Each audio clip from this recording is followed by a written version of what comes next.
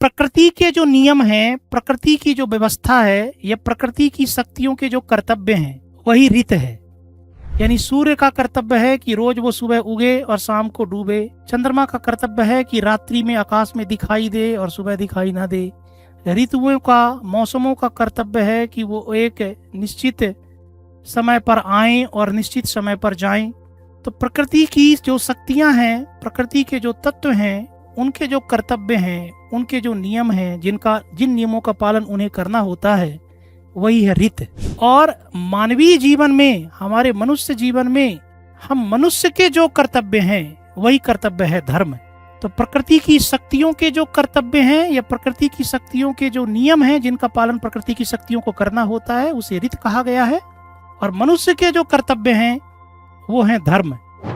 मनुस्मृति में बताया गया है कि ब्राह्मण के क्या कर्तव्य हैं, क्षत्रिय के, वैश्य के और शूद्र के। और यही कारण है कि मनुस्मृति को मानव धर्म शास्त्र भी कहा जाता है।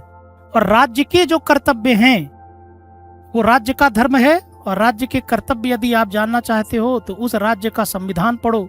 तो हमारे लिए जो धर्म है, प्रकृति के लिए वो रीत है, और राज्य के लिए वो संविधान है।